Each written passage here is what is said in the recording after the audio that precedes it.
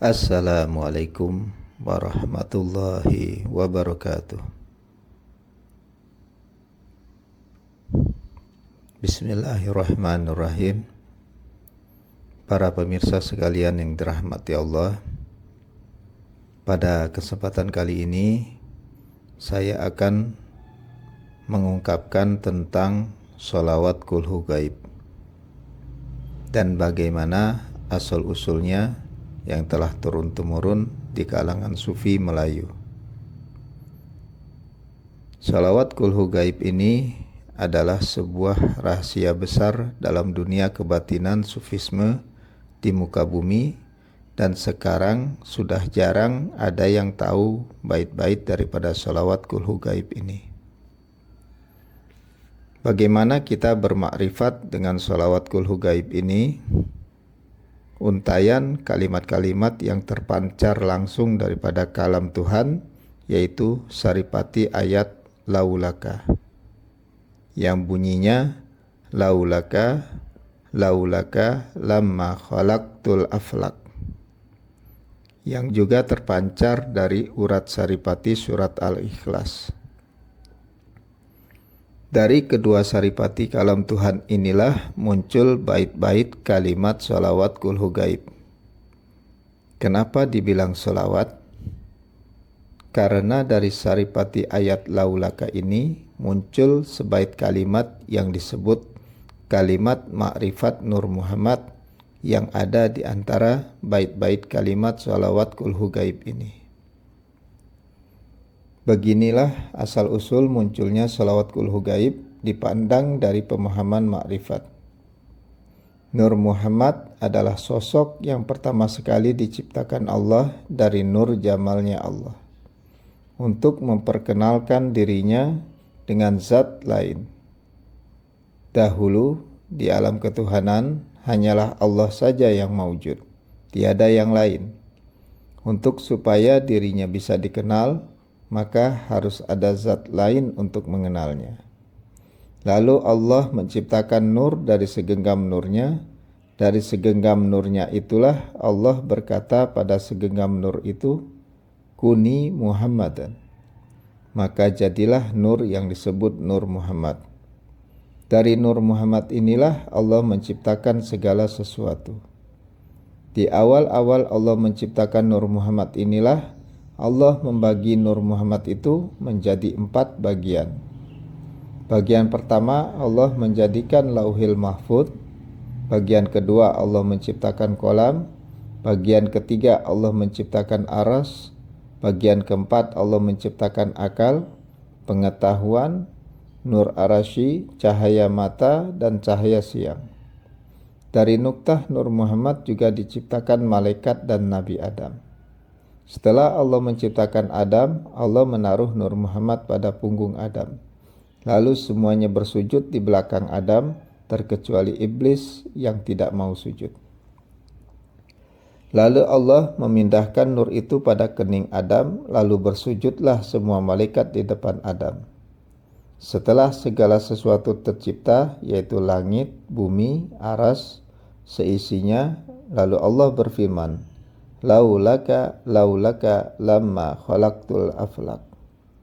Dari firman Tuhan inilah muncul sebait kalimat yang disebut kalimat ma'rifat Nur Muhammad sebagai saripati ayat laulaka tadi. Ayat ma'rifat Nur Muhammad ini bila diucapkan setelah lafaz Muhammad, saat kita membaca sholawat maka akan menjadi dahsyat khasiat daripada sholawat itu. Dan kalimat ayat ma'rifat Nur Muhammad itu ada di dalam sholawat kulhu gaibi. Dengan mengetahui kalimat Muhammad itu ada di dalam kalimat sholawat kulhu gaib, dengan mengetahui kalimat ayat ma'rifat Nur Muhammad ini juga kita akan tahu apa hakikat sebenarnya Nur Muhammad itu. Banyak orang yang menjelaskan tentang Nur Muhammad dengan panjang lebar, tapi si pembaca masih tidak mengerti hakikat sebenarnya Nur Muhammad itu. Hanya dengan mengetahui kalimat ayat ma'rifat Nur Muhammad inilah seseorang bisa langsung paham apakah hakikat sebenarnya Nur Muhammad tanpa membaca keterangan yang panjang lebar yang justru membuat bingung si pembaca. Ayat makrifat Nur Muhammad inilah yang akan membangkitkan Nur Muhammad yang ada pada suatu zat. Kan memang segala sesuatu itu tercipta dari nuktah Nur Muhammad. Maka dari itu hanya dengan membacanya 7 kali saja pada sebuah benda, maka benda itu bisa langsung punya khasiat. Kembali lagi pada tema awal, yaitu Allah membagi 4 bagian daripada Nur Muhammad, yaitu Lauhil Mahfuz, Qalam, Arasy, dan asal-usul makhluk, yaitu akal, pengetahuan, cahaya, dan lain-lain. Kita sudah tahu tentang Arasy, yaitu singgasana Tuhan yang berisi miliaran malaikat yang selalu bertasbih. Kita juga tahu asal-usul jati diri manusia, yaitu akal, pengetahuan, dan cahaya yang tercipta dari bagian keempat Nur Muhammad. Lalu apa tugas pertama Qalam dan Lauhil Mahfuz? Nah, dari sinilah muncul saripati surat Al-Ikhlas. Surat Al-Ikhlas ini sudah ada sejak ribuan tahun sebelum terciptanya makhluk yang bernama Muhammad. Qalam ini diperintahkan Allah untuk menulis surat Al-Ikhlas di atas Lauhil Mahfuz. Lalu miliaran malaikat penduduk arsy ini membaca surat Al-Ikhlas itu. Lalu terpancarlah saripati urat surat Al-Ikhlas ini. Dalam suatu hadis Nabi Muhammad bersabda, "Aku melihat Arasy ada 360 bagian. Dari satu bagian ke bagian lain ada 300.000 bagian lagi. Di tiap-tiap bagian ada 12.000 tanah lapang. Tiap satu bagian tanah lapang itu luasnya seluas bumi. Di tiap-tiap tanah lapang itu ada 1.000 malaikat yang membaca surat Al-Ikhlas." Dari sinilah terpancar saripati surat Al-Ikhlas ini. Dari saripati ayat laulaka dan saripati surat Al-Ikhlas ini muncullah bait-bait kalimat yang disebut para ahli makrifat dengan salawat kulhu gaib, karena memang sifatnya dan kemunculannya yang gaib. Salawat kulhu gaib ini memang bersifat gaib karena kemunculannya memang gaib. Cocok digunakan untuk sesuatu agar bersifat gaib dan bekerja secara gaib, serta untuk mengatasi hal-hal yang bersifat gaib, dan untuk menarik hoki agar selalu datang pada kita, karena hoki tidaklah bisa diakal-akali atau direncanakan. Bahkan seringkali kita merencanakan sesuatu agar berhasil dan sukses dalam suatu proyek, namun kadang masih gagal juga, karena memang hoki datang secara gaib dan pergi dengan aturan gaib juga. Termasuk hal yang gaib adalah rezeki dan kesehatan. Maka untuk mendatangkan rezeki dan kesehatan diperlukan formula yang gaib juga. Kita sudah tahu dari efeknya bila inti sel gaib sudah bangkit pada tubuh atau benda, hewan di sekitar kita yang kita anggap biasa-biasa saja. Bila bangkit inti sel gaibnya, maka tiap-tiap organ tubuh dari hewan itu bisa memancarkan tuah gaib yang luar biasa. Misalkan hewan katak, kita bangkitkan inti sel gaibnya, maka tuah gaib muncul pada organ-organnya. Lidah katak betina ambillah lalu ikatkan pada wanita yang tertidur, maka si wanita tadi akan menceritakan secara tidak sadar apa-apa yang pernah dilakukan sebelum tidur. Darahnya jika dioleskan sedikit saja ke wajah, maka wajah tersebut akan menimbulkan daya pekasi yang luar biasa, bahkan fungsinya sama dengan susuk. Keong adalah hewan yang akrab dengan kita. Ketika kita bangkitkan inti sel gaibnya, keong bisa untuk membius orang. Caranya, ambillah keong dan keringkan lalu haluskan. Serbuk keong yang sudah bangkit tuah gaibnya ini, bila ditaburkan pada wajah orang yang tidur, maka orang yang dikerjai tadi tidak akan bangun tidur dalam waktu yang lama. Kepiting juga hewan yang mudah kita temui. Bila kita bangkitkan inti sel gaibnya, maka muncul tuah gaib. Ambillah kakinya, lalu gantung pada pohon yang berbuah, maka tanpa sebab buah akan rontok secara tiba-tiba. Burung hantu juga apabila kita bangkitkan inti sel gaib pada tubuh burung ini, pulalah untuk membuat mata menjadi terang benderang pada malam hari, bahkan di tempat gelap sekalipun.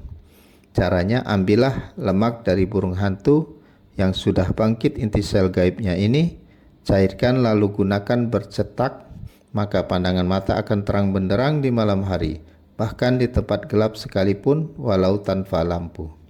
Hatinya bertuah untuk membuat bicara orang yang tidur. Taruh saja di tapak tangan kiri seorang wanita yang tidur pulas, maka tanpa sadar akan berbicara. Hewan kumbang dan kelelawar adalah juga hewan di sekitar kita. Keduanya menimbulkan tuah gaib bila inti sel gaibnya telah dibangkitkan. Tuah yang muncul adalah untuk pengobatan penyakit mata separuh atau lumpuh, asma, pembengkakan, dan tuah-tuah menarik lainnya. Ayam, kelinci, lalat, dan hewan-hewan sekitar kita yang kita anggap biasa-biasa saja ternyata menjadi luar biasa setelah bangkit inti sel gaibnya. Hewan laba-laba juga hewan yang lumrah di sekitar kita. Saya tidak percaya kalau laba-laba ini sulit ditemukan. Di rumah-rumah masih banyak dan bisa jadi obat gratis dan manjur. Hewan berkaki banyak ini bertuah pengobatan untuk sakit demam, tentu akan bertuah bila inti sel gaibnya telah dibangkitkan. Tangkaplah laba-laba, lalu bangkitkan inti sel gaibnya, dan langsung saja tumbuk halus seperti membuat sambal. Nah, ini sudah siap untuk dijadikan obat demam dengan cara dioles saja ke tubuh orang yang akan diobati. Resep ini manjur, silahkan dicoba. Syekh Imam Yusuf An-Nabhani berkata, dari risalah Akidah Gaib bahwa siapa yang membacanya 100 kali pada setiap hari, maka bisa menjadi golongan waliullah. Intinya adalah sholawat kulhu gaibi ini mengandung energi ilahiyah yang cukup besar dalam berbagai hal di dunia. Sebelum mengamalkan sholawat Ismul A'zam atau sholawat kulhu gaib ini, alangkah baiknya agar mengirimkan Al-Fatihah. Yang pertama untuk Al-Imam Shahibus Sholawat Syekh Muhammad Taqiyuddin Ad-Dimsaki. Kedua, semua rijalul gaib. Dan ketiga, semua arwah dari golongan mereka yang suci. Keempat, juga kepada semua para ahli taubat dan semua pemimpin mereka. Kelima, kepada Nabi Allah Sayyidina Khidir alaihissalam dan kehadirat Nabi besar Muhammad sallallahu alaihi wasallam.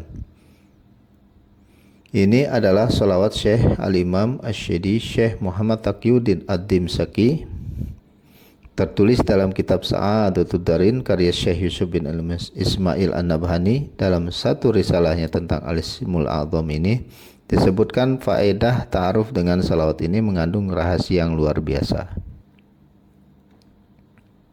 Cara pengamalan salawat Ismul A'zam ini yang mempunyai asror yang luar biasa bisa Anda amalkan 1 kali setiap ba'da sholat fardu atau 3 kali setiap subuh dan maghrib.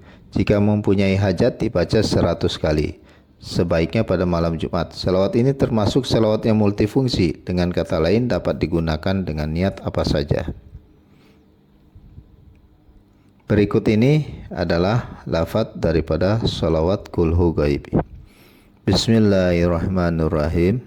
Allahumma inni as'aluka bismikal a'zamil maktubi min nuri wajhika al-a'la al-mu'abbadid da'imil baqi mukhallad fi qalbi nabika wa rasulika Muhammad wa as'aluka bismikal a'zami wahidi biwahdatil ahadil muta'ali an wahdatil kammi wal adad al-muqaddasi an kulli ahad bihaqqi bismillahirrahmanirrahim qul huwallahu ahad Allahus samad lam yalid wa lam yulad wa lam yakul lahu kufuwan ahad.